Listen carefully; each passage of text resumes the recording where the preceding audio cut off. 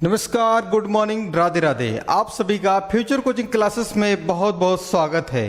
तो दोस्तों, कैसे हैं आप? आशा करता हूं कि आप स्वस्थ होंगे, मस्त होंगे और पढ़ रहे होंगे।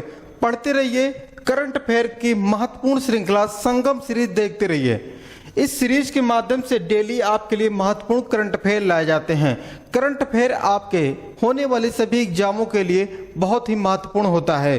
तो दोस्तों, अभी तक आपने हमारे चैनल को सब्सक्राइब नहीं किया है तो फ्यूचर कोचिंग क्लासेस को सब्सक्राइब जरूर करें। तो चलिए शुरुआत करते हैं आज की क्लास का। पिछली क्लास में पूछा गया था यह क्वेश्चन और बहुत से दोस्तों ने इसका आंसर भी दिया था। तो आइए देखते हैं क्वेश्चन में कहा क्या गया था। कहा गया, हाल ही में साल 2022 के भारत के सबसे मूल्यवान सेलिब्रिटी कौन बने हैं?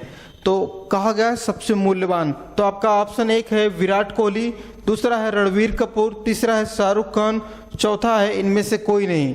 तो दोस्तों, हर बार आपका ऑप्शन तीनों ही नहीं सही होगा, चौथा भी ऑप्शन सही हो सकता है। जब दिया गया है तो सही होगा अवश्य। तो आपका चौथा ऑप्शन इनमें से है कोई नहीं। तो इनमें से कोई नहीं है तो है कौन सा? तो देखिए, ये हैं रणवीर सिंह। कौन है?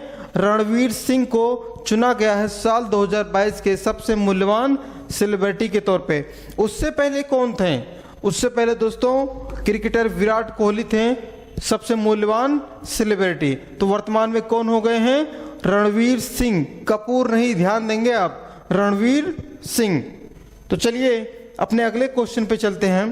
क्वेश्चन पहला है, बहुत ही महत्वपूर्ण क्वेश्चन है। कहा गया है, हाल ही में किस राज्य के मुख्यमंत्री ने mission life time farmer environment शुरू किया है? तो दोस्तों, बहुत महत्वपूर्ण योजना है।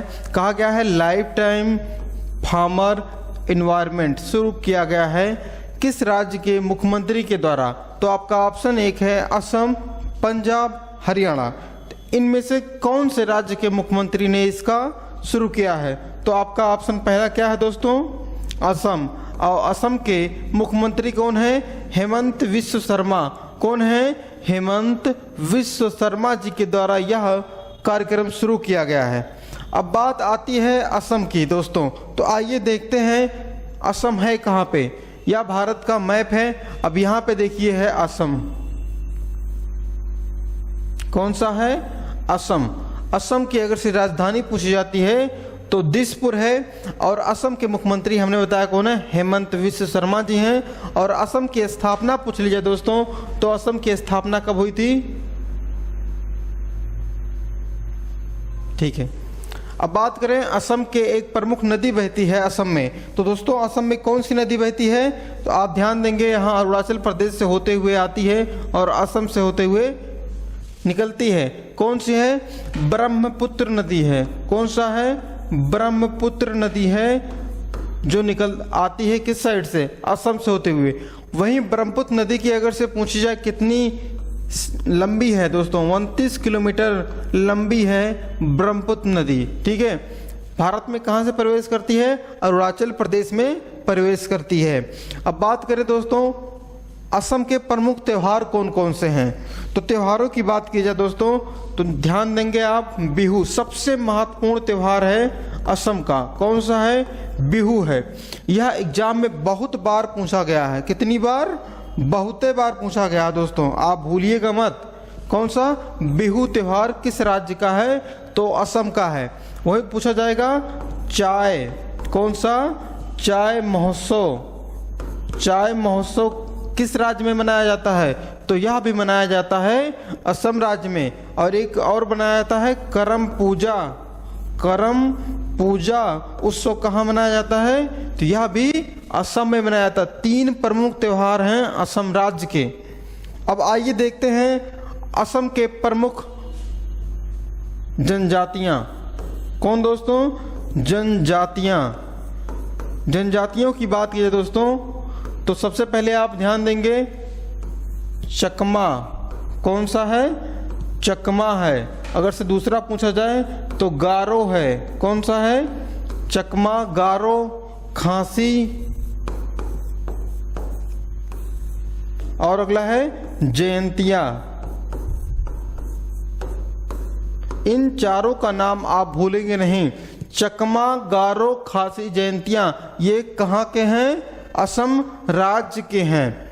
अब असम राज्य में अगर से एक पूछा जाए पर्वत दोस्तों, कौन सा पर्वत है? नमचा बरवा। कौन सा है? नमचा बरवा जो पर्वत है वह कहाँ पे है? असम राज्य में है। इतनी बात आप भूलेंगे नहीं असम से। तो आइए हम अपने अगले क्वेश्चन पे चलते हैं। कहा गया है हाल ही में सरकार ने कहाँ स्टैचू ऑफ नॉलेज की स्थापना की है या मंजूरी दी है? कहाँ पे स्टैचू ऑफ नॉलेज बनाया जाएगा? तो आपका ऑप्शन एक है मुंबई, इंदौर, लातूर या इनमें से कोई नहीं। स्टैचू ऑफ नॉलेज का अगर से संबंध पूछा जाए किससे है तो B.R. अम्बेडकर जी से है। किससे है? B.R. अम्बेडकर जी से है। तो यह दोस्तों लातूर में बनी गई इनकी प्रतिमा जिसका नाम रहेगा स्टैचू ऑफ नॉलेज। क्लियर है? अब बात करें B.R. अम्बेडकर जी का जन्म कब हुआ था दोस्तों? 14 अप्रैल 1891 को किसका जन्म हुआ था? B.R. अम्बेडकर जी का जन्म हुआ था। वही बात की जाए दोस्तों इनकी मृत्यु कब हुई दोस्तों? तो आप भूलिएगा मत, 6 दिसंबर 1956 को भारत ने अपना एक क्या खो दिया? एक हम कहें स्टार खो दिया, तारा खो दिया। क्योंकि इतने महान पुरुष हैं जिन्होंने हमको संविधान दिया है, कुछ करने का परमिशन दिया है, तो बहुत अच्छा काम किया है B.R. अम्बेडकर जी ने। अब बात करें दोस्तों अगर से ये संविधान के किस समिति के अध्यक्ष थे? किस समिति के अध्यक्ष थे? बहुत बार क्वेश्चन पूछा गया है। तो दोस्तों बहुत महत्वपूर्ण समिति प्रारूप समिति के अध्यक्ष कौन थे? B.R. अम्बेडकर जी थे। अब बात की जाए B.R. अम्बेडकर जी ने बहुत सी पुस्तकें लिखी हैं, 60+ पुस्तकें लिखी हैं। सबसे महत्वपूर्ण पूछा जाएगा दोस्तों तो पाकिस्तान पर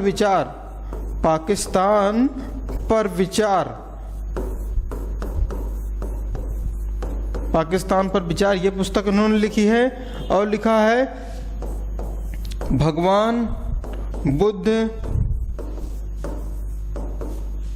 उनका धर्म और उनका धर्म। ये किसकी पुस्तक है? भगवान बुद्ध और उनका धर्म। यह पुस्तक B.R. अम्बेडकर जी ने लिखी है। बहुत महत्वपूर्ण पुस्तकें हैं तो हैं, क्वेश्चन बहुत बार एग्जाम में यहाँ से बना है दोस्तों। क्लियर है इतनी बात? अगर से हम बात करें दोस्तों जो प्रतिमा बनेगी तो कितने फीट ऊंची रहेगी? 70 फीट ऊंची रहेगी। कितनी? 70 फीट ऊंची रहेगी। क्लियर है? चलिए हम अपने अगले क्वेश्चन पे चलते हैं। क्वेश्चन तीसरा है, कहा गया हाल ही में घोड़ों का त्योहार घोड़ा यात्रा कहाँ मनाया गया? तो आपका ऑप्शन एक है म्यांमार, नेपाल, मालदीव। इन तीनों देशों में से किस देश में मनाया गया? तो दोस्तों नेपाल देश में मनाया गया घोड़ा यात्रा त्योहार मनाया गया। अब एक काला घोड़ा काला महोत्सव मनाया जाता है कहाँ पे? मुंबई में मनाया जाता है, महाराष्ट्र में मनाया जाता है। क्लियर है? तो आइए नेपाल के बारे में कुछ महत्वपूर्ण बातें हम देखते हैं। नेपाल है कहाँ पे? देखिए नेपाल यहाँ पर है।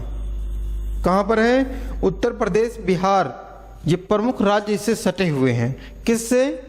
नेपाल से। अगर से पूछा जाए बिहार से कितना सटा हुआ है नेपाल तो 726 किलोमीटर सीमा बनाता है बिहार से नेपाल। वहीं उत्तर प्रदेश से पूछा जाए तो 551 किलोमीटर। कितना दोस्तों?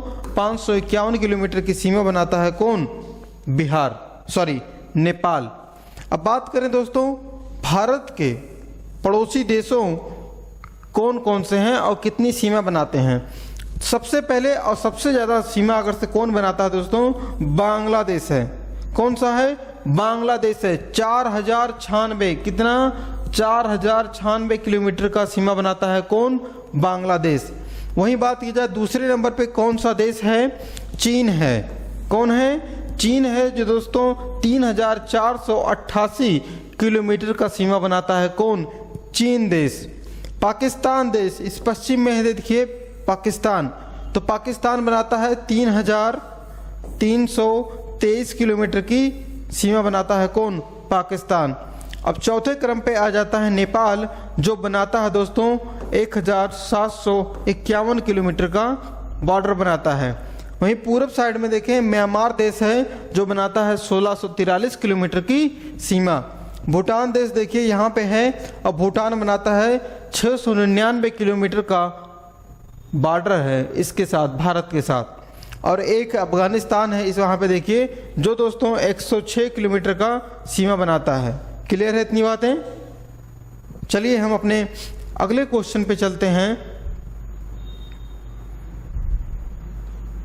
क्वेश्चन चौथा है, हाल ही में कहाँ आरबीआई का डाटा सेंटर और साइबर सुरक्षा प्रशिक्षण संस्थान स्थापित किया जाएगा? तो वह दोस्तों कौन सा स्थान है जहाँ पे आरबीआई अपना डाटा सेंटर और साइबर सुरक्षा प्रशिक्षण स्थापित करेगा? तो आपका ऑप्शन एक है पुणे, दूसरा बेंगलुरु, तीसरा भुवनेश्वर, या इनमें से कोई नहीं। तो आपका ऑप्शन कौन सा सही होगा? भुवनेश्वर। ठीक है, भुवनेश्वर में कौन करेगा? आरबीआई करेगा। ठीक है, अब बात करें दोस्तों आरबीआई के वर्तमान में गवर्नर कौन है? शक्तिकांत दास जी हैं। शक्तिकांत दास जी किस क्रम के गवर्नर हैं? तो दोस्तों 25वें क्रम के गवर्नर हैं। उनको भी हाल ही में गवर्नर ऑफ द ईयर से संबोधित किया गया था। तो दोस्तों किसके हैं? RBI, reserve bank of India की। तो आइए देखते हैं हम किसके बारे में? भुवनेश्वर के बारे में। भुवनेश्वर है कहाँ पे? भुवनेश्वर उड़ीसा में है। अब देखिए यहाँ पे है उड़ीसा। उड़ीसा राज्य की अगर से कैपिटल पूछी जाती है तो भुवनेश्वर है। अब देखें कुछ महत्वपूर्ण बातें किससे? भुवनेश्वर से। तो दोस्तों भुवनेश्वर में अभी हम कहें जनवरी में हुआ था। तो दोस्तों क्या हुआ था? हॉकी विश्व कप 2023 का आयोजन कहाँ पे हुआ था? भुवनेश्वर में हुआ था, भारत में हुआ था। तो दोस्तों अगर से आपसे पूछा जाए कब से कब तक का समय था, तो 13 से 29 जनवरी तक चला था क्या? हॉकी विश्व कप 2023। और इसमें दोस्तों कौन विजेता था? जर्मनी विजेता था। कौन सा देश विजेता था? जर्मनी विजेता था। अगर से उप विजेता पूछा जाएगा तो बेल्जियम था। बहुत महत्वपूर्ण क्वेश्चन है। ठीक है, विजेता जर्मनी, उप विजेता बेल्जियम। 13 से 29 जनवरी 2023 कहाँ पे? भुवनेश्वर में। अब बात करें दोस्तों भुवनेश्वर कहाँ पे है? उड़ीसा में है। अब उड़ीसा के मुख्यमंत्री कौन है? बातें आती है ना, उड़ीसा के मुख्यमंत्री कौन है? नवीन पटनायक जी हैं। कौन है? नवीन पटनायक जी हैं। अब बात करें दोस्तों उड़ीसा के प्रमुख त्योहार कौन कौन से हैं? त्योहार की बात की जाए तो दोस्तों कौन कौन सा त्योहार मनाता है? तो रथ यात्रा मनाया जाता है। कहाँ पे? रथ यात्रा मनाया जाता है उड़ीसा में। एक महत्वपूर्ण त्योहार अगला है कोणार्क। क्या दोस्तों? कोणार्क नृत्य कहाँ पे मनाया जाता है? उड़ीसा में। अगला महत्वपूर्ण पूछा जाएगा कलिंग महोत्सव। कौन सा? कलिंग महोत्सव कहाँ पे मनाया जाता है? यह भी उड़ीसा में मनाया जाता है। ठीक है, रथ यात्रा क्लियर है। कोणार्क नृत्य का बात क्यों आया? क्योंकि कोणार्क का सूर्य मंदिर कहाँ पे है? उड़ीसा में है, जिसे क्या कहा जाता है? Black pagoda. क्या दोस्तों? ब्लैक पैगोडा कहा जाता है। आप भूलिएगा मत, ब्लैक पैगोडा किसे कहते हैं? कोणार्क सूर्य मंदिर को कहा जाता है। बात आती है कलिंग की बात आएगी तो आप याद रखेंगे कलिंग का युद्ध कौन किया था? अशोक किया था। कलिंग का जो युद्ध हुआ था दोस्तों कब हुआ था? ये इंपॉर्टेंट है। अशोक ने किया था 262 बीसी। ठीक है, एडी नहीं है, बीसी के पास में किया था। जब अशोक ने अपना राज्याभिषेक किया था उसके 8वें वर्ष इसने क्या किया था? कलिंग पर विजय प्राप्त किया था। और इसकी जानकारी उसके कौन से अभिलेख से मिलती है? तो 13वें शिलालेख से मिलती है। किस शिलालेख से? 13वें शिलालेख से। क्लियर है इतनी बातें? क्लियर है। चलिए एक महत्वपूर्ण क्वेश्चन और आपसे साझा करते हैं। अब उड़ीसा में है दोस्तों कौन सा झील? चिल्का झील है। कौन सा है? चिल्का झील, जो एशिया की सबसे बड़ी खारे पानी की झील है। ठीक है, एशिया की सबसे बड़ी खारे पानी की झील, विश्व की दूसरी सबसे बड़ी खारे पानी की झील है कौन? चिल्का झील। कहाँ पे है? उड़ीसा में है। चलिए हम अपने अगले क्वेश्चन पे चलते हैं। क्वेश्चन 5वां है, कहा गया है हाल ही में एलिवेंट एक्सपी का 26वां संस्करण कहाँ आयोजित किया गया? तो आपका ऑप्शन 1 है पेरिस, दूसरा है रोम, तीसरा है दुबई या इनमें से कोई नहीं। तो आपका ऑप्शन क्या सही होगा दोस्तों? दुबई। जो एलिवेट एक्सपी है उसका 26वां संस्करण कहाँ पे होगा? दुबई में होगा। तो दोस्तों आंसर तो आपका दुबई हो गया, लेकिन देखते हैं दुबई कहाँ पर है आपके मैप में। देखिए यहाँ पे है यूएई में है दुबई। अब बात करते हैं, एक महत्वपूर्ण क्वेश्चन आपसे साझा करना चाहेंगे। एक जल संधि है यहाँ पे, हार्मुज जल संधि। कौन सा है? हार्मुज जल संधि। कहाँ पे है? यहीं पे है। कहाँ पे है? यही दुबई के समीप में है। अब बात करें दोस्तों, यहाँ पे है फारस की खाड़ी, और फारस की खाड़ी और ओमान की खाड़ी के मध्य में है कौन सा? हार्मुज जल संधि। आप इसको भूलिएगा मत, बहुत महत्वपूर्ण क्वेश्चन है दोस्तों आपके होने वाले सभी एग्जामों के लिए। तो आइए चलते हैं अपने अगले क्वेश्चन पे। कहा गया है हाल ही में किसने call before you dig app launch किया है? कौन सा है? Call before you dig app launch किया है किसने? तो आपका ऑप्शन 1 है अश्विनी वैष्णव, दूसरा है नरेंद्र मोदी जी, तीसरा है नितिन गडकरी जी या इनमें से कोई नहीं। तो दोस्तों वर्तमान में भारत के प्रधानमंत्री कौन हैं? माननीय नरेंद्र मोदी जी। इन्हीं के द्वारा यह ऐप को लॉन्च किया गया है। तो आपका ऑप्शन कौन सा सही होगा? नरेंद्र मोदी जी। क्लियर है इतनी बातें? अब देखिए कुछ महत्वपूर्ण बातें हम समझेंगे प्रधानमंत्री के पद से। तो वर्तमान में अगर से पूछा जाए प्रधानमंत्री का उल्लेख किस आर्टिकल में है, तो आर्टिकल 75 में कहा गया है भारत का एक प्रधानमंत्री होगा। ठीक है। अब बात करें प्रधानमंत्री कौन है? ये हैं फर्स्ट प्रधानमंत्री अगर से पूछा जाएगा तो कौन है? कौन थे? जवाहरलाल नेहरू थे। कौन थे? भारत के प्रथम प्रधानमंत्री कौन थे? जवाहरलाल नेहरू थे। वही पूछा जाए वर्तमान में प्रधानमंत्री का क्रम क्या है, तो ये 14वें क्रम के वर्तमान में प्रधानमंत्री हैं और ये बगैर कांग्रेसी हैं, जो 2 बार बनने जा रहे हैं। दूसरे हैं, ये पहले हैं, बोलेंगे नहीं। भारत के प्रथम ऐसे प्रधानमंत्री हैं जो बगैर कांग्रेसी हैं, दूसरी बार चुने गए हैं। क्लियर है इतनी बात? कोरम इनका पूरा भी होने वाला है, जल्द ही चुनाव भी होगा अगले साल में। चलिए हम अपने अगले क्वेश्चन पे चलते हैं। कहा गया है हाल ही में सरबजोत सिंह ने ISSF, कौन सा? ISSF विश्व कप में पुरुषों की जो 10 मीटर पिस्टल स्पर्धा थी उसमें कौन सा पदक जीता है? तो आपका ऑप्शन 1 है कांस्य, रजत, स्वर्ण। इन तीनों पदकों में से कौन सा पदक जीता है? किसने? सरबजोत सिंह ने। तो आपका आंसर क्या होगा? इन्होंने स्वर्ण पदक जीता और भारत का नाम रोशन किया। तो आप भी अपना नाम रोशन करिए। रोशन करने के लिए एक अच्छा, बहुत सबसे अच्छा मार्ग क्या होता है? शिक्षा। शिक्षा आपके पास है दोस्तों तो आप जिंदगी में बहुत कुछ कर सकते हैं। इसलिए आप शिक्षा का साथ कभी मत छोड़िए और शिक्षा भी आपका साथ कभी नहीं छोड़ेगी, आपको एक दिन आपके मुकाम पर जरूर पहुंचाएगी। तो चलिए चलते हैं अपने क्वेश्चन पे। तो दोस्तों ISSF जो हो रहा है कहाँ पे हो रहा है? भोपाल में हो रहा है। कहाँ पे? भोपाल में इसका आयोजन किया गया है वर्तमान में, और 20 से 27 मार्च तक यह चलेगा। मतलब आज खत्म हो जाएगा कौन? ये ISSF। इतनी बातें आप ध्यान देंगे। ठीक है। भोपाल कहाँ पे है? मध्य प्रदेश में, सभी लोग जानते हैं।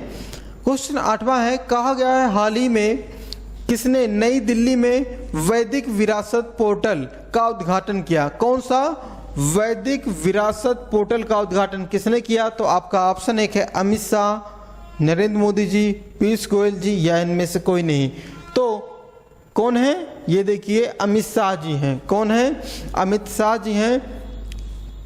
क्या है? ये गृह मंत्री हैं। कौन से हैं? गृह मंत्री हैं वर्तमान में भारत के। बहुत अच्छे नेता हैं, सभी लोग जानते हैं।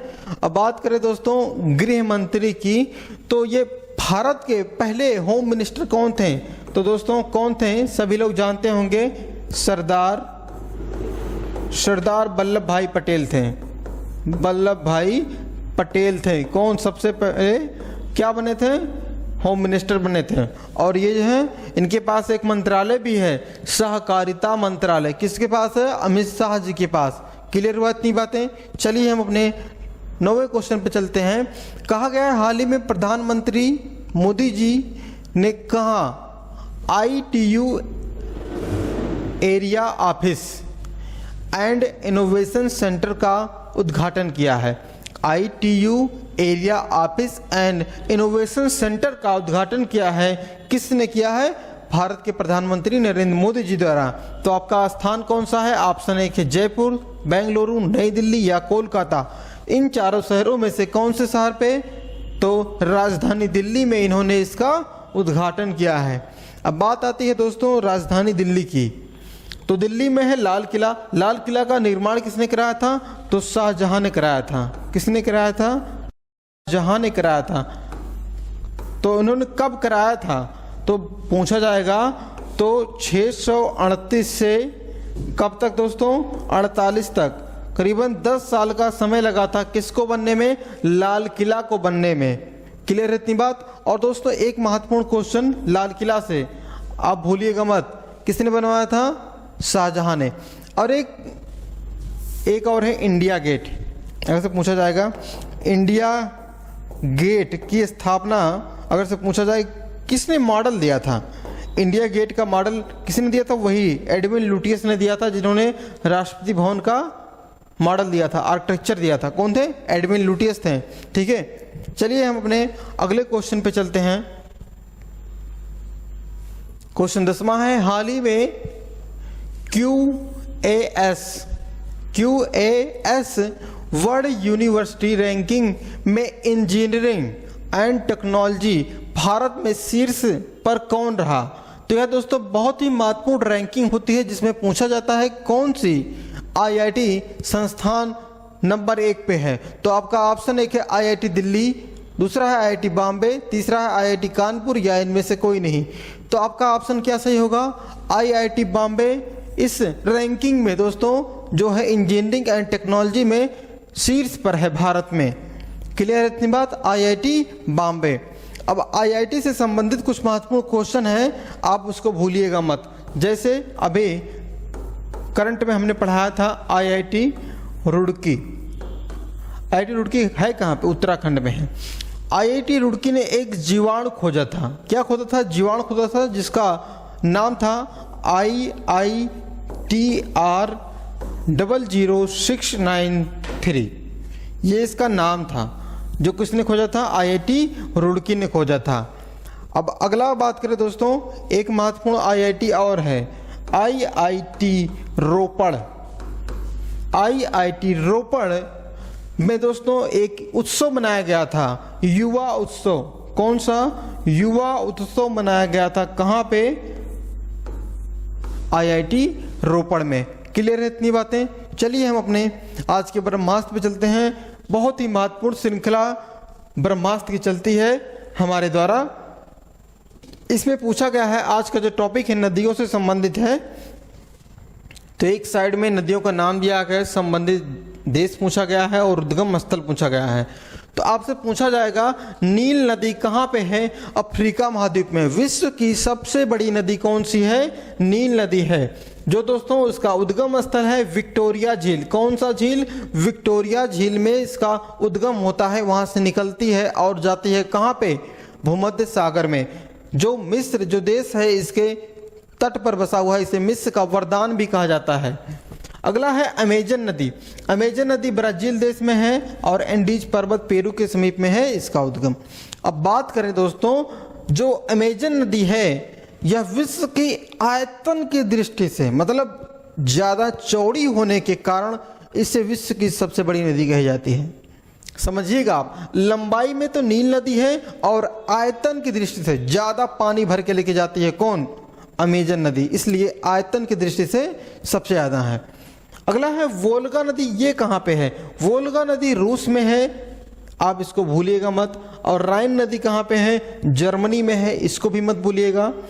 डेनूब नदी, जर्मन सहित 5 देशों में, जर्मनी सहित यूरोप के 5 देशों में बहती है कौन? डेन्यूब नदी। अगला अगर से पूछा जाए सीन नदी, सीन नदी कहाँ पे है? फ्रांस में है। फ्रांस की राजधानी पेरिस है। ये शहर इसी के किनारे बसा हुआ है। अगला पूछा जाएगा पो नदी, पो नदी कहाँ पे है? इटली में है। कहाँ पे है? इटली में है पो नदी, जो आल्प्स पर्वत से निकलती है। अगला पूछा जाए टाइबर नदी, टाइबर भी कहाँ पे है? ये भी यहीं पे है। क्लियर है इतनी बातें? ये प्रमुख नदियां हैं जिनमें से बहुत ही महत्वपूर्ण नदियां रखी गई हैं दोस्तों आज की श्रृंखला में। आप इसको रट लीजिए, आपके एग्जाम में यहाँ से क्वेश्चन 100% छपने का उम्मीद है, गारंटी भी है। चलिए पिछली क्लास में जो हमने पढ़ा था उसका रिवीजन करिए जल्दी से। कहा गया है एम्बापे किस देश के फुटबॉल टीम के कोच बने हैं? तो ये फ्रांस टीम के कोच बने हैं एम्बापे, भूलिएगा मत आप। अगला कहा गया है स्वास्थ्य का अधिकार विधेयक पारित करने वाला कौन सा राज्य है? तो यह राजस्थान राज्य है। कौन सा है? राजस्थान राज्य था। IMF ने किस देश को 3 अरब डॉलर की राहत पैकेज दी है? तो वह श्रीलंका देश को दिया है। किसने? IMF ने। अगला क्वेश्चन है, कहा जा रहा है investing India CMD and CEO का अतिरिक्त कार्यभार किसे दिया गया है? तो मनमीत के नंदा को। किसको? मनमीत के नंदा जी को दिया गया है। 5वां क्वेश्चन है, हाल ही में अर्णब बनर्जी को किस टायर कंपनी का CEO बनाया गया है? CEAT tyre. कौन सा? सीएट टायर, हमने बताया था सीएट टायर। ठीक है। अगला क्वेश्चन है, हाल ही में कहाँ हॉकी खिलाड़ी रानी रामपाल के नाम से एक स्टेडियम बनाया जाएगा? तो दोस्तों कौन सा ऐसा शहर है? तो आपका ऑप्शन तीसरा होगा रायबरेली। रायबरेली में इनके नाम पे एक स्टेडियम बनाया जाएगा। आज का क्वेश्चन है, कहा गया है हाल ही में विश्व मौसम विज्ञान दिवस कब मनाया गया? यह मनाया जा चुका है, बहुत महत्वपूर्ण है इसलिए हमने इसको रखा है। अगर से आपको इसका आंसर पता है तो आप कमेंट जरूर करिएगा, हमें आपकी कमेंट का इंतजार रहता है। तो आपका ऑप्शन है कि 21 मार्च, 23 मार्च, 22 मार्च, इन तीनों ऑप्शनों में से कौन सा सही होगा? आप इसका आंसर जरूर दीजिएगा। अगर से आपने हमारे इस चैनल को अभी तक सब्सक्राइब नहीं किया है तो प्लीज़ सब्सक्राइब करें, अपने दोस्तों के पास शेयर करें। वीडियो अच्छा लगा होगा लाइक जरूर करें, कमेंट जरूर करें और मिलते हैं अगली क्लास में। नमस्कार, जय हिंद।